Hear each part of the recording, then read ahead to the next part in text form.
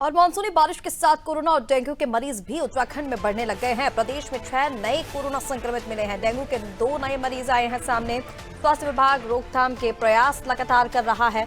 विभागीय स्तर पर भी जागरूकता पर फोकस बनाया हुआ है, लोगों को जागरूक किया जा रहा है और ऐसे में स्वास्थ्य विभाग की पैनी नजर बनी हुई है हर एक व्यवस्था पर। अस्पतालों में हालांकि पहले से ही इंतजाम करने के लिए निर्देश दे दिए गए थे मुख्यमंत्री की ओर से, और अब क्योंकि केसेस में इजाफा हो रहा है तो ऐसे में और भी ज्यादा एहतियात यहां पर बढ़ती जा रही है। और चलिए ज्यादा अपडेट के लिए सोनू हमारे साथ लगातार फोन लाइन पर बने हुए हैं।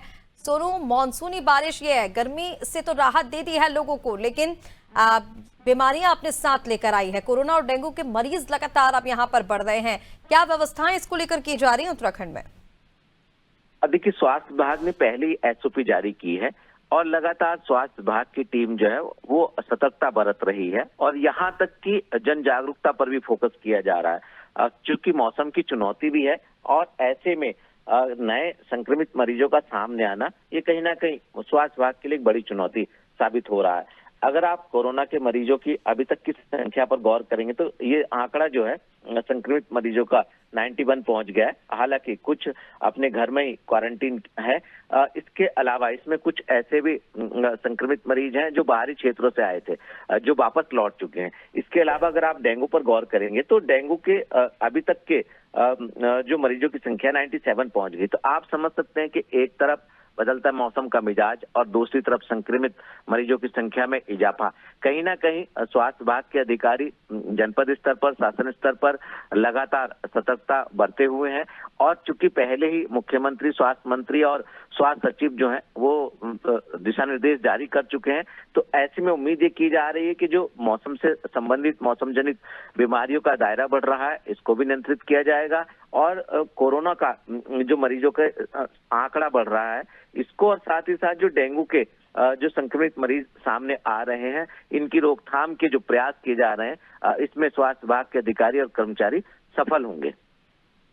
बिल्कुल सोनू, और लगातार देखिए स्वास्थ्य विभाग की ओर से रोकथाम के प्रयास तो किए जा रहे हैं, जैसे कि आपने भी बताया कि विभागीय स्तर पर भी जागरूकता पर फोकस बना हुआ है। ऐसे में अगर मैं लोगों की बात करूं तो क्या लग रहा है आपको, कितनी जागरूकता है लोगों में? क्योंकि कोविड के केसेस लगातार बढ़ रहे थे, अब डेंगू के मरीज भी बढ़ रहे हैं। ऐसे में लोगों की तरफ से भी क्या उतनी ही सतर्कता बढ़ती जा रही है?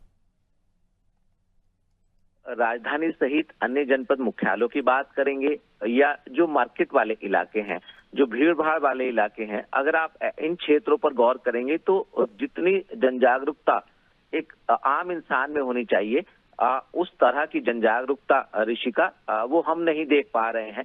खास तौर से अगर आप राजधानी देहरादून के ही प्रसिद्ध पलटन बाजार क्षेत्र की बात करें, मार्केट की बात करें, तो यहाँ पर काफी भीड़ होती है और अक्सर लोग न सिर्फ खरीदारी करने बल्कि घूमने के उद्देश्य से भी पलटन बाजार पहुंचते हैं, क्योंकि ये काफी फेमस बाजार है और घंटाघर से लगता हुआ इलाका है। यहाँ पर अगर मास्क के आप उपयोग की बात करें तो ज्यादातर ऐसे लोग नजर आ रहे हैं जो स्वास्थ्य विभाग की एसओपी की गाइडलाइन का अनुपालन करते हुए दिखाई नहीं दे रहे। तो ऐसे में समझा जा सकता है यही वजह है कि मौसम विभाग के अलावा जो अन्य संबंधित विभाग हैं, स्वास्थ्य विभाग है या जो हेल्थ से संबंधित जो कार्य करने वाले जो गैर सरकारी संगठन है, वो सभी जन जागरूकता पर फोकस कर रहे हैं, क्योंकि मौसम की तरफ से अपडेट दिया जाता है। स्वास्थ्य विभाग इसको ध्यान में रखते हुए गाइडलाइन जारी करता है और संबंधित जो विभाग है वो कहीं ना कहीं अनुपालन का अनुरोध भी करते हैं। इसमें गैर सरकारी संगठनों का भी सहयोग लिया जाता है।